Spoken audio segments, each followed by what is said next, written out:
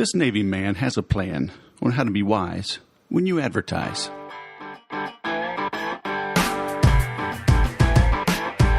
Hello, my friend, and welcome to the Sales Podcast. I'm Wes Schaefer, the Sales Whisperer, your host. Today, you're in for a treat. We have missed up a debut. It's easy for me to say it's Monday. I've got coffee. Should I redo this? I don't know. I'm on a tight schedule. So we'll just keep going. Mr. Jeff Sexton, he is a Naval Academy graduate, which is like almost as good as the Air Force Academy. So, we pick on each other a little bit. I actually first learned of Jeff, I think we talked about it on this episode, when he was teaching a course, how to write more powerfully and clearly. And I still have my notes and homework from that program. He is a partner with the Wizard of Ads, Roy Williams, out in Austin, Texas. Jeff is out in Florida. But really smart guy. His emphasis is on the written word. The guys and gals, the team at the Wizard of Ads, really focus on creating television ads and radio, a lot on radio. And, I'm rereading the Wizard of Ads trilogy, which I first started reading back in, 2004, probably 2002 time frame. That's when I first met Roy and just loved the work they were doing there at the Wizard of Ads. And going through that material, he talks about echoic memory. And it's how... you've done it. You probably do it now. But you certainly did it in school when you're not really paying attention and the teacher yells at you, Mr. Schaefer, are you listening to me? Oh, yes, sir. You said this, that, and the other. You can remember the last 5, sometimes even 10 seconds. Certainly the 5 seconds bounces around in your brain even when you're not listening. So that type of intrusive, echoic memory of a radio ad. And TV can as well. Obviously, there's sound. But you can choose not to look at the television, not see the scenes they're putting in front of you. But the sound will still get into your brain. So that's a big part of their focus. And, of course, they'll do written content. They'll do long-form ads. They'll do some direct mail. They'll write billboards. They'll write yellow pages because sometimes that does make sense in your industry. Plus, you want to be everywhere. But, the focus is radio and television. So like I said, I've known of Jeff. I took his course through the Wizard of Ads. It was right around the time I'd moved to California, and I moved at the end of 2004. So I was taking this class somewhere in 2005, maybe 2006. So, I've known of Jeff and worked with him for a good dozen years easily. And you're in for a treat. All right, so buckle down, get ready to take some notes because you will learn a lot. Now let's bring on our guest. Jeff Sexton, all the way from Pensacola, Florida. Naval Academy graduate. That means I'm going to have to talk really slowly and use small words. But welcome to the Sales Podcast, man. How the heck are you? I'm well, man. Thank you. Thank you for having me on your podcast. I just want to show everybody, I'm tolerant and I am very diverse in bringing on those Navy goats. You took my trophy from me, but we're going to take it back. You've been warned. You heard it here first in the Sales Podcast. Air Force will win the Commander-in-Chief's trophy in 2018. But listen, man, we're not here to talk about that because it's still kind of raw. It's striking a nerve with me. So let's not talk about football. Let's talk about you, shall we? All right. So Jeff Sexton writes. What does that mean, man? Does the written word still matter? This is, we're on a podcast. People are listening to audio. They'll tune into YouTube. They'll see how sexy I am. They'll get distracted, but they'll still watch the video. Does the written word even matter? Well, even if the written word didn't matter, most of the better videos, right? And you'll see this when you hear my ums and ahs and digressions, right? Most of the better videos, most of the better audio content usually is scripted. So someone has to write that stuff and plan it out. So, and I would even say good writers don't necessarily think in terms of putting words on paper. What they think about is creating images in the mind, right? How to write scenes, how to create drama, how to sustain interest. So even if you're a salesperson and you are planning out your pitch or you're planning out your conversation, it's the same mindset. So that skill will be important no matter where technology goes or what media happens to come into vogue. You mean they don't just turn the camera on and say action and you just kind of go with it? Well, I guess that's what we're doing here, right? But because I want the truth. I can handle the truth.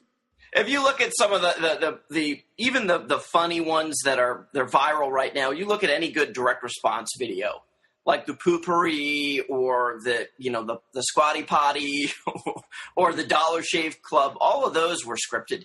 Yeah, those are written out. And I love all of those. As a matter of fact, I was just showing the Dollar Shave Club to a client of mine.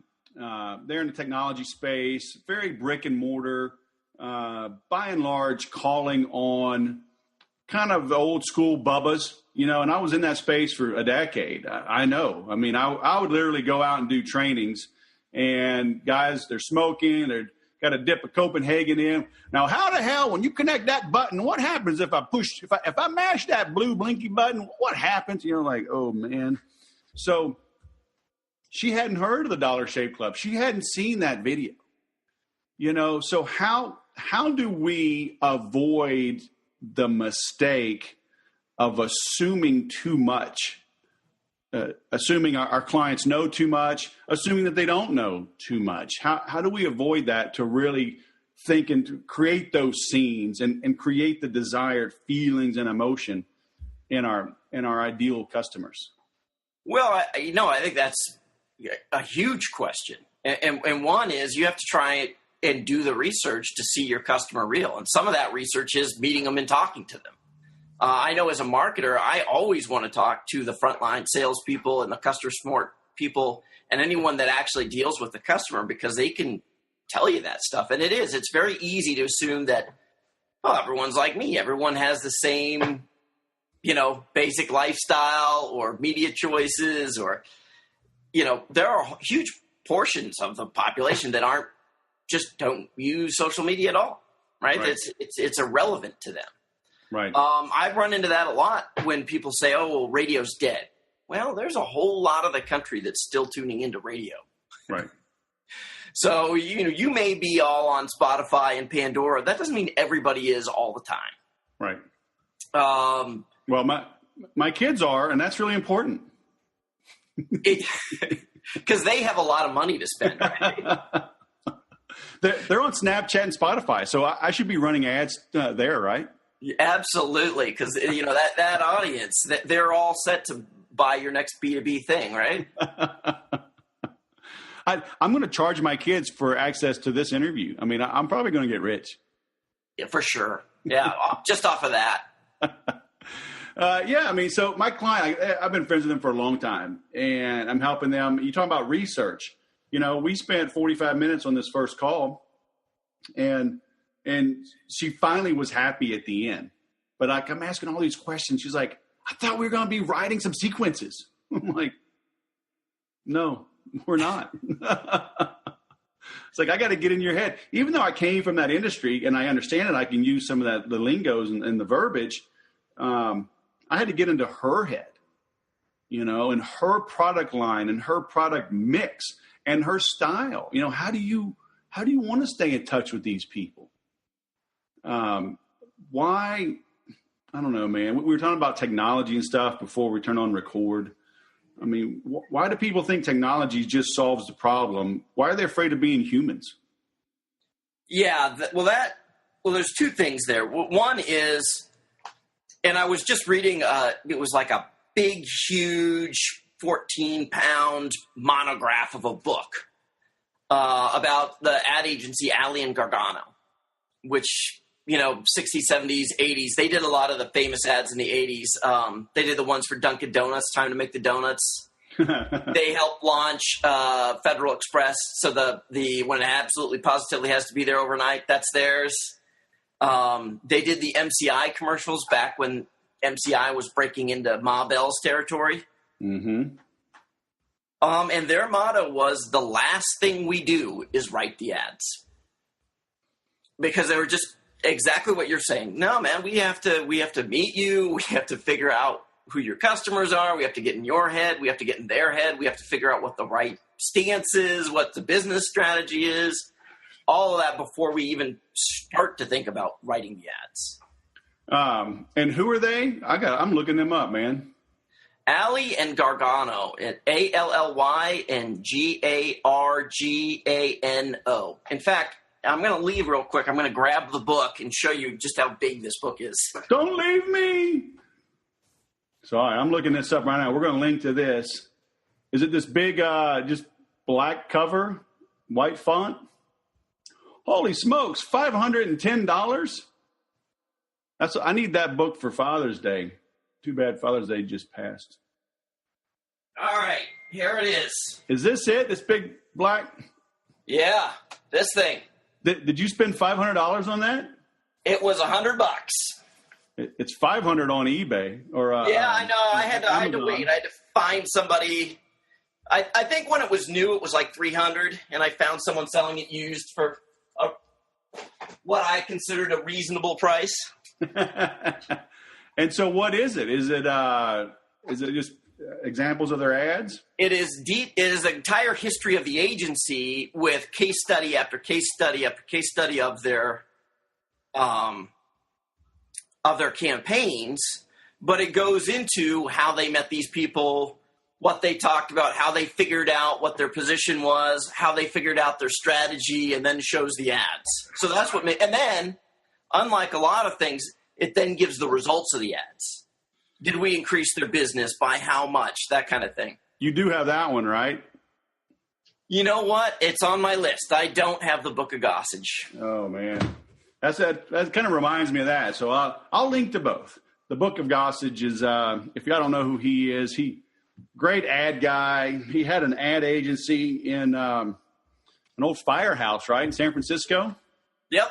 In fact, Howard Gossage was good friends with Carl Alley of Alley and Gargano. In fact, after Gossage died, his ashes were flown around San Francisco Bay and dropped out of it, and the pilot of that aircraft was Carl Alley.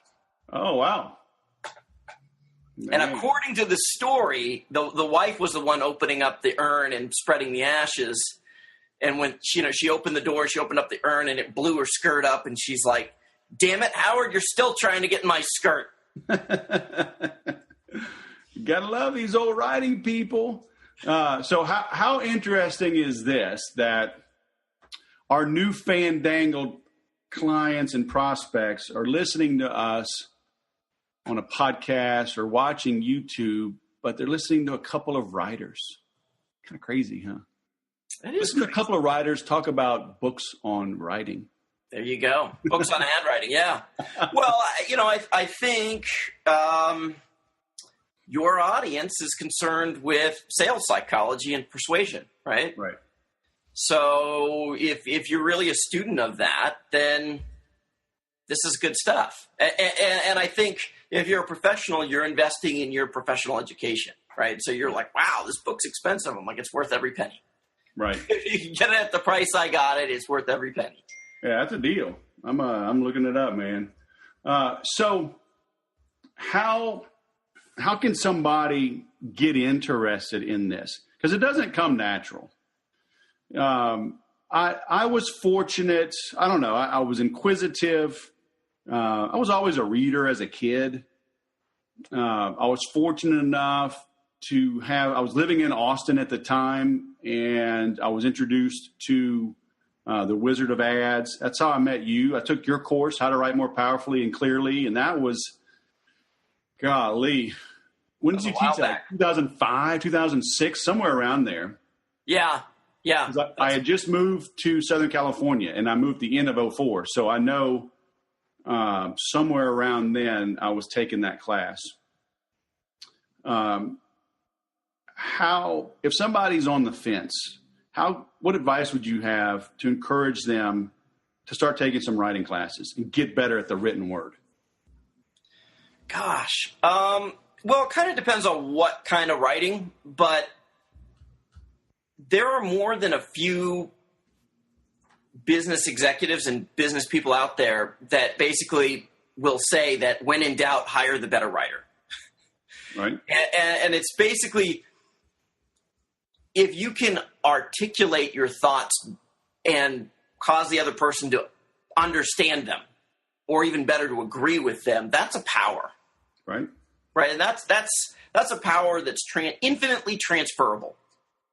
No matter, and sales trainers will tell you this, right? No matter what you do in life, you're going to be selling to someone something. Everything is sales. Yeah, right. And I would say that no matter what you do, you're going to be in a situation where you're going to be producing content that has to be composed, right? Even if it's video content or even if it's an audio message, you're going to be writing emails. You're going to be creating content that has to be composed. And the better you are at that, that's going to... Yeah, but Jeff, man, email's dead. Should I end this interview now? Is email dead? Is that what you're telling me? Because I have it on good authority that you do quite a lot of work with marketing automation. Hey, look, I do like that you're talking about me, but don't turn this around, okay? Email's dead, man. Come on. Don't you know anything? It's all text messaging. It's all SMS now. Tell me I'm wrong. There's only so much you can put into a text message. You know that. There's only so much you can put into a text message. And people but now there's a poop emoji. So, I mean, emojis are powerful. That, picture's worth 1,000 words. Can't I just put like 10 emojis in a text, and that would be like 10,000 words? Well, I think you should just test that theory out. Let me know how the results are. Oh, I see what you just did there. All right. I think actually email really is the redheaded stepchild of online marketing. It routinely gives the best results. More money comes in from that than anything else, and it's just overlooked. So tell me more about that. I mean, are you actively involved with clients and creating email campaigns for them right now? I try to stay away from it the best I can. Why? To be honest with you. Because it's hard, thankless work. It is. Right, I can do a radio campaign that can drive a ton of business, and it does not require... Now, it's skilled work, right? And it's difficult. But you're only in a 60-second radio ad, you've got 175 to 185 words. And it's got to run 3 weeks, 4 weeks. An email campaign, geez, the amount of writing you have to do for an email campaign is astonishing. So I'm kind of expensive to hire for emails. But it's hard work, right? To get the right subject line, to get the thing opened, to engage them, to have interesting content that's not just a pitch, but to also move your point across and make your pitch if you're making a pitch, or convince them of your advocated position. Email writing is hard. It's hard, thankless work. But the companies that do it well, they really benefit from it. So your clients, you're focusing on radio. Is it direct response? Is it just to push a promo? Is it driving them to a landing page with some type of opt-in that would require an email follow-up? I do radio and TV, and I have done direct response TV and direct response radio, both of which did go to a landing page that required a lead form, right? And there was a lead nurturing aspect to that, and I did craft those lead nurturing sequences, right? And it was a pain in the butt, but it was important enough for the success of what I was doing that I was more than happy to do that, right? And I was well compensated for it. But no, most of the mass media work I do is more branding than. So there are people like Dan Kennedy and others that poo-poo branding. We talk about the written word being dead. Email's really dead. Now, radio and TV, man, haven't you heard of satellite radio and Amazon Prime Music and DVRs? Are commercials really the place to be? Should I end this interview now? Well, I think and I like Dan Kennedy. I've studied his stuff, and a couple things I'll tell you. One is he's a big proponent of crunching the numbers, right? You have to be disciplined to measure things and look at the math and crunch the numbers and see what makes sense. And what I would tell you is if you look at the numbers for radio and you start crunching the numbers, there's a lot of products for which it just makes a whole lot of sense. I would also say that Dan Kennedy does very much believe in branding. He just does, I think he reverses the order of it. He makes a direct response offer, and if you say yes, then he starts branding to you. Right. And he'll even say as much, right? If you get his course on influential writing, it's all about how to brand yourself as a sort of cult of personality. Right. Which he does astonishingly well, right? So for sure. So yeah, I think old school mass media and old school branding is alive and well and still delivering amazing results. How would someone know that they should even test it and experiment with it? Because all the rage now is Facebook advertising and YouTube advertising. Well, I'll tell you this. Television, good grief. How do they even know where to start? I think Facebook advertising is going to become an effective tool for branding. I think it will get that way. And where it's interesting is for, you were talking about B2B businesses. Now, maybe not B2B businesses where everyone's still got their tin of Copenhagen, but normally what the challenge with B2B businesses is that there aren't good ways to reach these people other than direct mail or spam email. Facebook presents a great way to reach these people with display advertising and even video advertising. Now, the mistake that most people make, well, I don't know if it's a mistake, but the automatic conclusion they make is because it's targeting, I should automatically go to a direct response and I should pitch these people. And because it's B2B, I should go all the way up to the top, the C-suite, whoever the decision maker is, and I should pitch these people on Facebook with a direct response ad. And what I'm usually would tell people is, one, the decision it might actually be being made way farther down on the chain than you think, right? Because the decision that you really want to influence is who gets on the short list, right? The sale isn't lost because you pitched it and you didn't get the sale. The sale was lost because you didn't even get a chance to pitch it because you never made it onto the short list. And the people who actually determine who gets on the short list usually aren't the CEO or the CTO or CIO, whoever you're pitching to, right? Like, let's just say it's information systems and they're buying new servers. Well, it's probably the people that work frontline on the servers who are putting input into who they should consider, who should even get a request for proposal, right?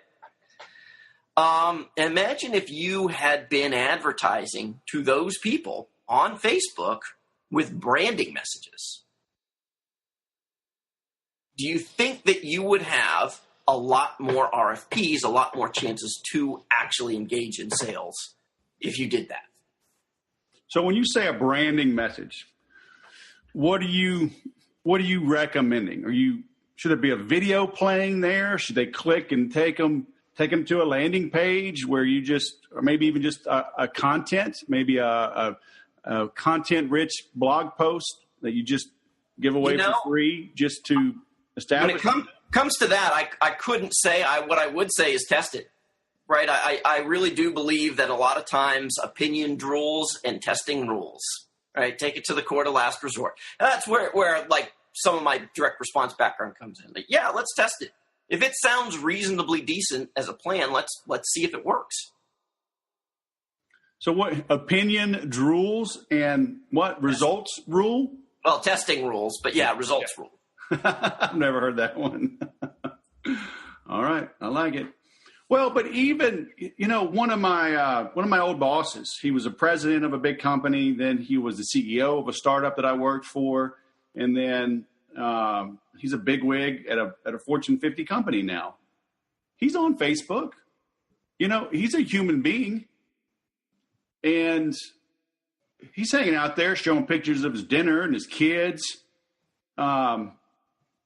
Could we catch him when his defenses are down and have some, business-related ad on Facebook? Couldn't that work? Well, yeah, I'm saying that could absolutely work, but a pitch probably wouldn't. He would resent a pitch. A pitch, no, but from the branding side. Right. And interesting content, of course he would. Okay. But let's get back to TV and radio. I mean, how does somebody know that it might work? And how can they test it affordably? Because most TV and radio salespeople, I mean, they don't know jack diddly squat. They're just trying to make a sale. Yeah. And they're going to make some boring branding campaign, and it's probably going to fail. Yeah, I would. That's probably true. It gets kind of dicey, right? Because if a branding campaign has to play out over a fairly long time, depending on the sales cycle of your product, right? And so first of all, you have to have a product where an appreciable amount of the audience will need it at some point, right? Maybe not at some point today or tomorrow, but at some point in the next year, 2 years, 3 years, whatever. Right? So cars, engagement rings, air conditioning, floors, even braces, right? That's the nice thing about California and engagement rings. I mean, everybody, they get married like every 2 to 3 years. So, I mean, you can sell a lot of engagement rings. It's a big market. It's a big market. Yeah, so you have to have a mass appeal. If you're going to use mass audience, you have to be pitching something that, at least 10 to 20% of your audience will need at some point in the next 10 years at least, right? And again, I would encourage people to crunch the numbers on that. But I mean, do they call someone like you to figure this out? I mean, they absolutely could call someone like me to figure this out. Yeah. Yeah. I mean, and you mentioned Roy Williams and the Wizard of Ads.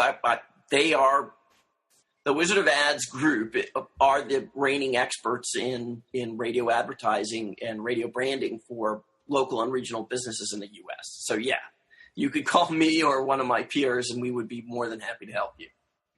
But I mean, people usually get it wrong, right? When they're let's just take radio, for example. I mean, they're always talking about addressable size. Hey, we reach, the LA basin. That's, you're going to reach 10 million people are going to hear your ad.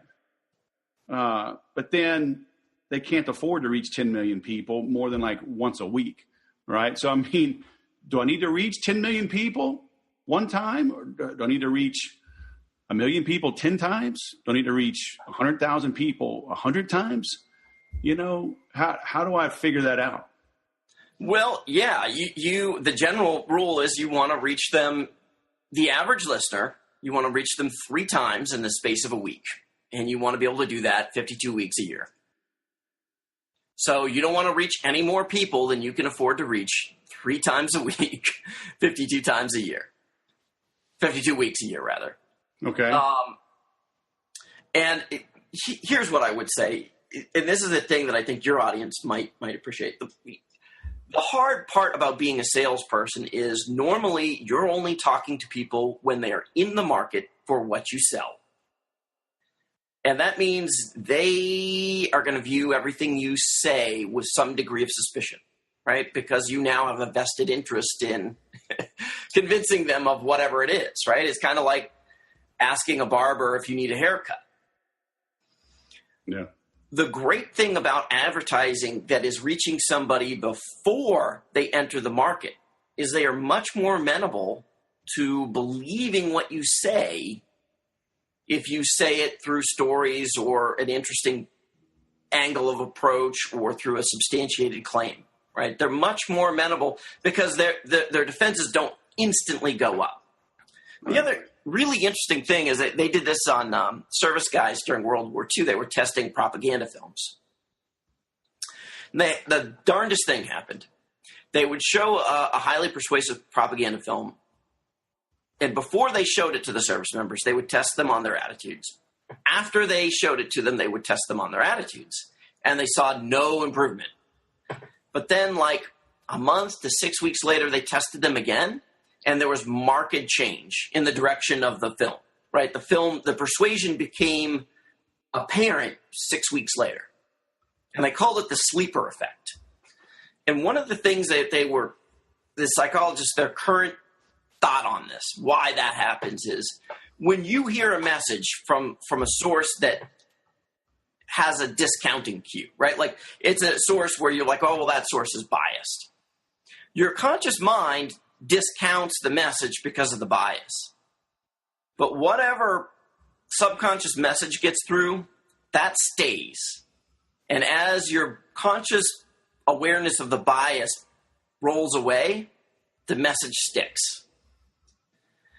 And it's sort of how things go from being what the company says to what they say. Do you know what I mean by that? Right. Like if you think about BMW as the ultimate driving machine, most people don't know that started out as a campaign slogan. Right. You know, BMW, back when Bob Lutz was with them, hired an ad firm, Amati and Puris, who was a spin-off of Ali and Gargano, by the way. And they came up with that slogan, and that was their campaign. Well, somewhere along the way, it stopped being what BMW was saying about itself and started being just what they say. Oh, yeah, BMWs are sporty. And so the idea of being on TV or radio and reaching people and like, oh, well, they're not on the market yet. Well, that's the great thing, because now you can convince them before they're even in the market. Right. And I talk to this a lot of this, where this comes into online is, do you want somebody, if you're a dentist, do you want them, what town are you in Southern California, Wes? A little town called Murrieta. Do you want them saying Murrieta Dentists when they go to Google, or do you want them saying Wes's Friendly Dentistry, right? And then Googling that. Because if they Google Murrieta Dentists, you're now going to have to slug it out with everybody else on PPC, right? You're going to have to outbid them. Yeah. Or you're going to have to hope that your PPC ad writing is so good that they pick you out from the list, right, with no prior, prejudice. But if they put in Wes's Friendly Dentistry, everybody else is screwed. You already won that sale. Well, if they are choosing me as their dentist, they're already screwed. But I will give them good whiskey to numb the pain a little bit. So they got that going for them. That is actually, and I think I heard this story from Dan Kennedy, but painless dentistry. And I think it was like the turn of the century. This guy in the West advertised painless dentistry. Right. And what he did is he had a big band playing, and behind the curtains, while the band was playing, he would liquor up the guy, and then he would yank their teeth or whatever. And the other dentist objected to this strenuously. And they finally got a court ruling against him that he could not claim his dentist to be painless, his dentistry. So he just legally changed his name to Painless. Nice. Hey, whatever it takes, huh? Yeah. You know, there's so speaking of radio and branding, for many years when I worked out here in sales for someone else, I did a lot of driving and didn't have my Sirius XM satellite and had to listen to commercials. I listened to a lot of talk radio, and there was a guy, this sedation dentistry, and he always had the disc jockeys or the hosts, and it was a talk show, but they would do the ads. And it felt like a lot of times they were just reading it and kind of ad-libbing it a little bit, but obviously within a script. But so you're already listening to the guy. Like it'd be like me and you have a radio show, and then, well, Jeff, speaking of that, let's talk about sedation dentistry. Do you have those ugly, nasty yellow teeth? Does your breath stink? But you're afraid of just getting it fixed. You don't have to have big, ugly, nasty yellow teeth. And they have this sedation dentistry. I mean, and he talked about it. And so, I haven't heard that ad forever, and I still know them. So if I needed dental work, I'd probably either find them or send somebody to them. But there's also Mesa Garage Doors. I live in an HOA, and we can't change our garage doors. But if I did, I would call Mesa Garage. Sure. Feather stripping, free. Delivery, free. Holloway, free. And if you call now, that guy, those two advertise like crazy. Yeah. Typically, talk radio has been able to charge more for their airtime for commercials because of that very thing, that there's a sense that people kept listening during the commercial breaks. Yeah. And they charge especially a lot more if the host is going to read the script. And it's kind of like native content, sure. right? Like they're blurring the line between the show and the commercial, and it's an implied endorsement, right? Or an explicit endorsement. Well, it's like The Biggest Loser. They're eating Subway sandwiches, Yep. and they never even have to cut to a commercial because we're all going to skip the commercials anyway. Yes. By and large, more and more people will. So an example I like to use on my interviews is like the local chiropractor. How can the local chiropractor, especially here in Southern California, we're not going to drive 90 miles in LA traffic to go to a chiropractor. That's correct. But so how can the local chiropractor get into TV or radio? Well, so in that case, just as a theoretical, I would look into cable TV because they can go by zip codes. Okay. If you could do now in Southern California, it would be tough because you'd be buying LA music radio stations, right? Sure. Yeah. So there are some local radio, but can radio really? They can't really chop it up. No, they can't chop it up. If you were using radio, what you would be banking on is that if you had back pain or you had need of an adjustment and you were convinced that this one chiropractor was significantly better than the others, you'd be willing to drive across town. Sure. Now, some businesses you can drive, you can make that bet, and some businesses you can't, right? So I think that's why jewelry stores do okay because if you're a jeweler, you don't buy jewelry that often and it's important enough, you would drive 30 minutes to get to the jewelry store. Hey, we drove to LA actually from Moreno Valley and Riverside to get our rings. Yeah. But we did it on a weekend. We did it with some friends who had already been to the jewelry district. And it was such a savings. We literally saved thousands of dollars. So it was worth it. Right. But how can the local chiropractor, the local dentist, the local, IT repair shop, how can they, the local computer repair company, right? How do they break into TV or radio and do that affordably? Well, again, I would say sometimes you can't. Sometimes if you're in a little town outside of LA, you might not be able to. Right. I think cable TV can split it up like that. I think Facebook can be a good way to target that. You can target geographically. I think the best advertising is often the cheapest advertising, as Roy will say, is an intrusive location. So if you improve your location and pay higher rent, that might be better advertising than anything else you can do. Right. Billboards can be a way to get increased visibility. I know that one of my fellow Wizard of Ads partners and a former employee of Roy's, he had a plumbing client in Austin, and he had them buy display windows in downtown Austin just so they could do their advertisement in the display window. And they made a big thing of it, right? Like they would personify. So what do you mean in a display window? Are they, it wasn't their office or their display window, right? It wasn't their office. They just rented the window. And they would put a display in that window and advertise themselves. So like whose window? Like a real estate office or what? Yeah, like some business that wasn't renting out the ground floor or that didn't care about that room. Okay. So do you get involved or it's one thing, let's say you're running great campaigns and the phone's ringing It doesn't mean sales are going to go up if they have boneheaded salespeople, if they don't have a drip sequence in place, if they're meatheads. Right? The example I always use, like, I can get you a lot of traffic to your restaurant, but if the chef is bad, or if the service is slow and the food comes out cold and the staff is rude, sales won't go up. Do you get involved in the whole life cycle of that sale? Or, how do you protect yourself from doing good work and still getting fired?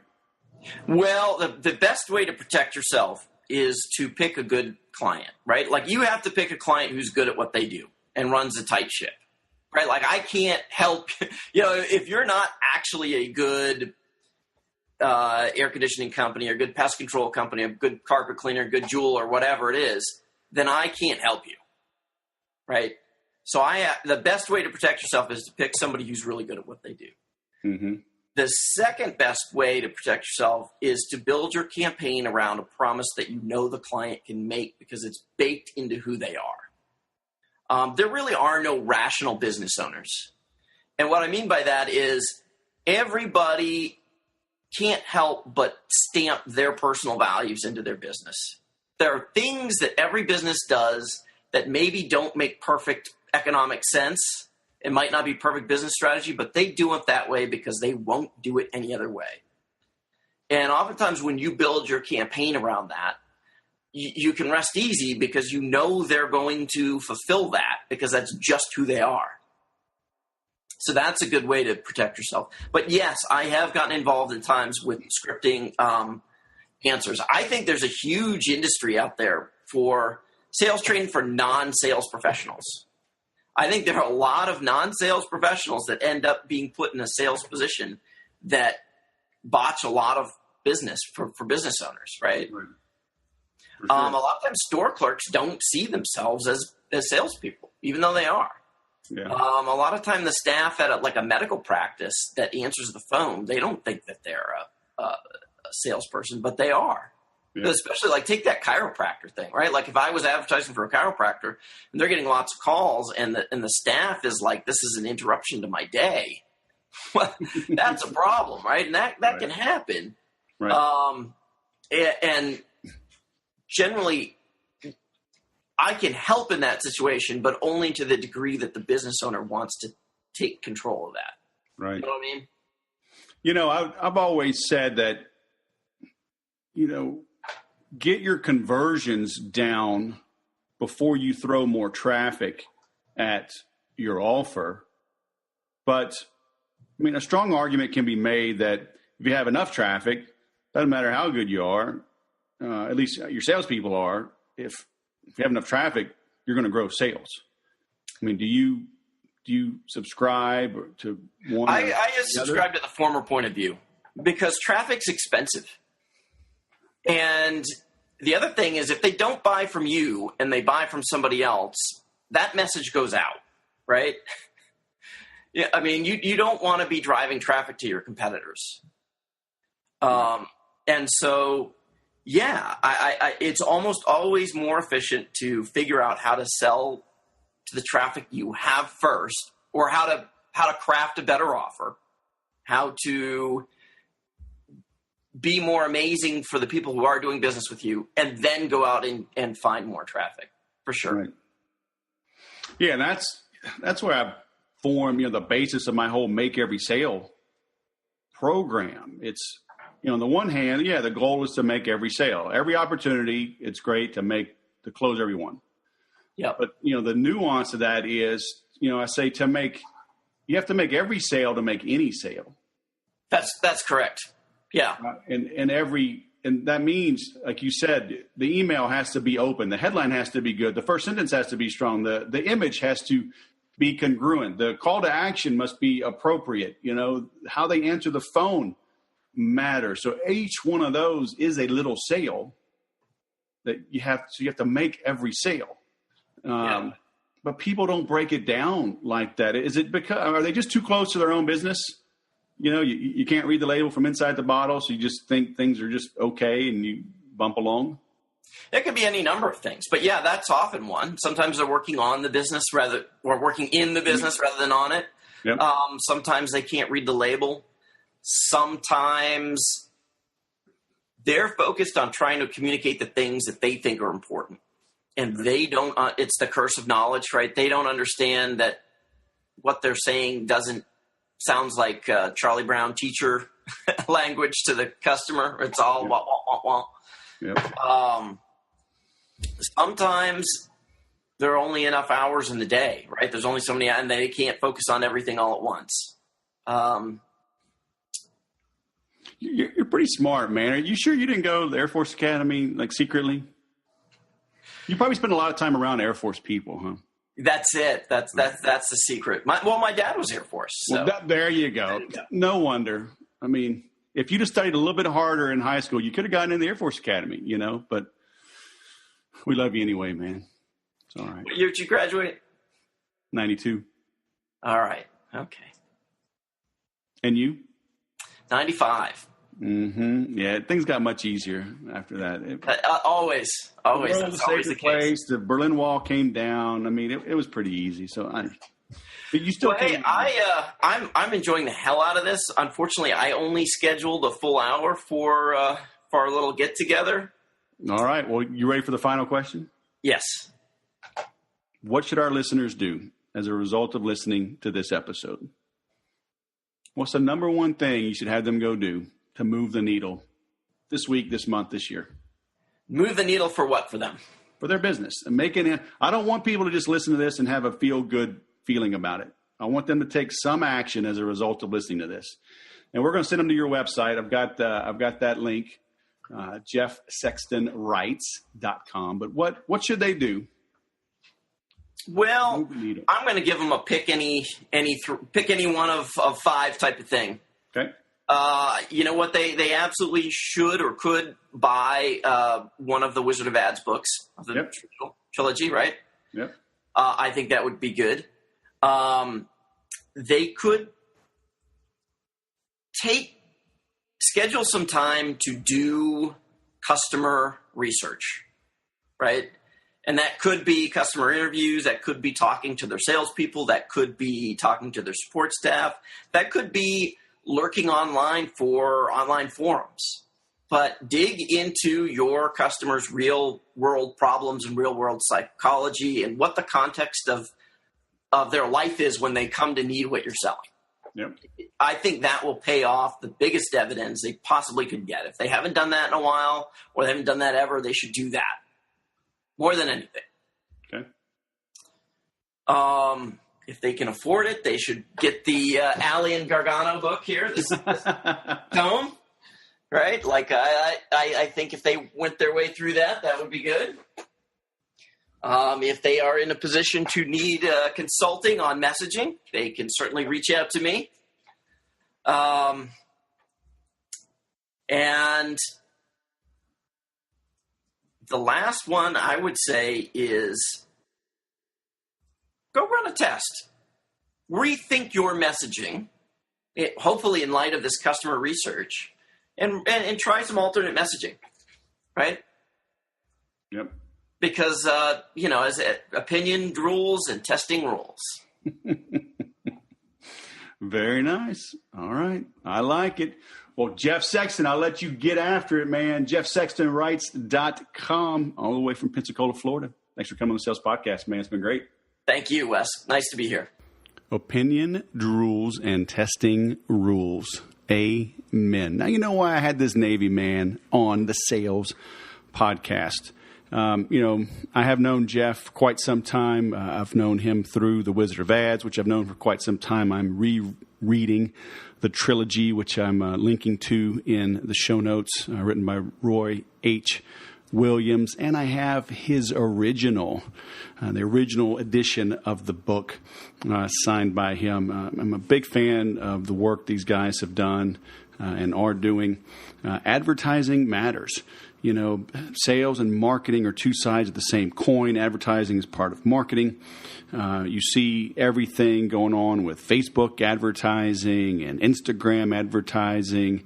They call it social media marketing, but when you're paying for marketing, that's SEM, search engine marketing. That's paid advertising.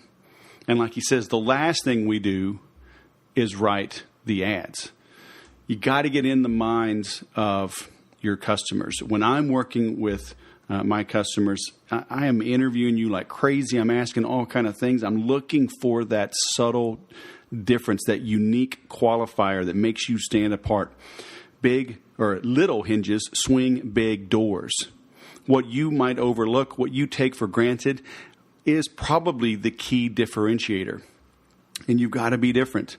Okay, you've got to stand apart in the mind of your prospects. Very few people do. It's why your ads aren't working. It's why your message isn't resonating. You're trying to be like everybody else. You see the competition doing something, so you emulate them. You know what? They just may be idiots. So hire somebody to come in and help. Get somebody. Get Jeff. Get one of these Wizard of Ads partners. Get me. Get somebody to really grill you, to make you dig in, to ask questions you can't readily answer. And then let's find the answers, and then that becomes your messaging.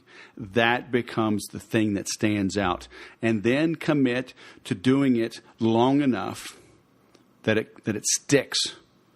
Okay? Most people don't. Most people I'm talking to are looking for shortcuts. You know, they're looking for the diet pill. They're looking for the laparoscopic surgery. They're looking for the shortcut. And so that's why you struggle. You know, stop looking for the easy button. Do the hard right instead of the easy wrong. It applies to your business. It applies to everything you do in life. You know, I just signed up for a jiu-jitsu tournament in Vegas in late August. And I was going to go at the unlimited weight. I was like, you know what? To heck with that. I'm going to lose 12 or 14 pounds and get to the high end of the weight class just below the unlimited. And so now I got to double down. I got to really focus to drop the weight in a month. So, you know, I don't want to push it at the end. But if you don't make weight, then you're disqualified. They don't just bump you up to the next division. So there's a little bit of some pressure right there. So go ahead and push yourself. Okay, I just wrote a post in the Implementors. Come hang out with us there at theimplementors.com. It's my private Facebook group. I've got a ton of bonuses, things I talk about with the sales agenda, the 7 deadly sins of selling, a bunch of other goodies. But it's where we can continue the conversation. But I'm working with someone giving me pointers on how to do everything I'm doing better to get the word out. But, you know, are you pushing yourself, or do you have big enough goals? You know, they always say if you want to get something done, give it to a busy person.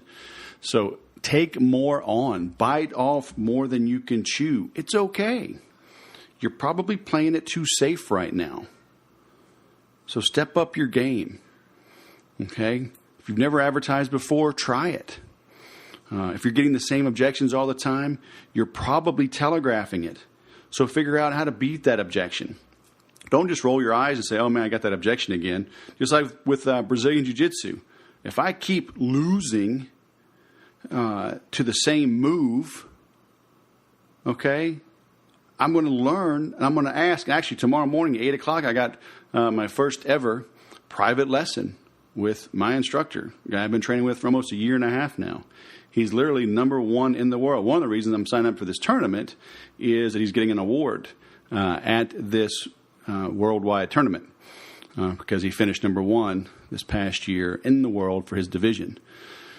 So I'm training with someone better than me to help me. You know, I've identified some shortcomings. I've identified some weak spots in my game. Now, honestly, my entire game is weak, but hey, it's all relative, I guess, right? I'm going to be fighting some other 45 to 50-year-olds with roughly the same experience, although I'm a brand new blue belt. So I could easily fight somebody with 2 more years of experience. So it will be a challenge for sure. But are you pushing yourself? Are you biting off more than you can chew? You know, don't seek the easy path. Seek the ability and the fortitude to withstand and endure and thrive in tougher environments, in tougher situations. we kind of joke about it, but I'm also serious. When I say when I go to training, it's like my goal, is to become harder to kill. Okay, so get tough, become harder to kill in sales. All right, learn how to make every sale.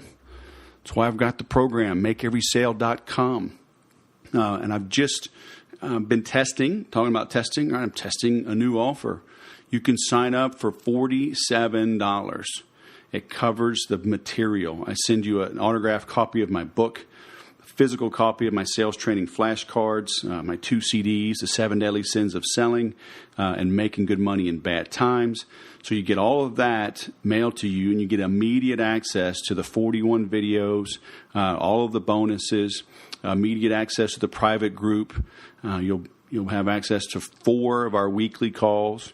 The workbook, you can ask any question during the call. You can ask questions in the group. And then at the end of 30 days, you decide if you want to stick around. So you can make a one lump sum payment and save some money, or you can make 12 payments. All right. And once you're in for life. So you can retake the course. I'm doing this as a series, as a 9-week series. And then I go back to the beginning and we do it again. And I've got people who have been in here for 2 years. Because the reality is, just like jiu-jitsu, just like anything, you got to do it over and over again until it becomes second nature. But people are growing immediately in the group. So come join, right? $47. If you don't like it, keep all the material. Don't pay anything else. All right? And you'll have access to everything from the beginning. So MakeEverySale.com. Go do that, okay? If you're looking for tools, if you're looking for the best CRM for you, go to bestcrmforme.com. Take the free quiz, and it'll spit out an answer and results based on your answer. I also rank order the tools based on price. There's a lot of good free tools you can use. I'm a partner of most of these: HubSpot, Infusionsoft, Entreport, ActiveCampaign, Nimble. So as long as you order from me, I'm happy. Okay, so let me know who you are. Let me know what you're looking at. After you take the quiz, if you still have questions, you'll get a link to my calendar. You can get some one-on-one time with me to go through the results, and I'll help you pick the best tool. Okay. Also, if you need a speaker, hirethebestspeaker.com. That's me. All right. I'm happy to come talk, deliver a keynote, lead a breakout session. I get there early. I customize the talk for you, for your audience, for your attendees, help you promote it ahead of time. So bring me out, hirethebestspeaker.com. And I guarantee it'll be a great talk. Your people will be talking about it for years to come. And finally, if you would like a free copy of my sales training flashcards, I'll send you the PDF version if you leave me a 5-star review. Take a picture of it and email me, wes@thesaleswhisperer.com, and I'll shoot that over to you. Okay? But come join us. Come hang out at theimplementors.com, and let's keep the conversation going. Thanks for listening. I'll go sell something.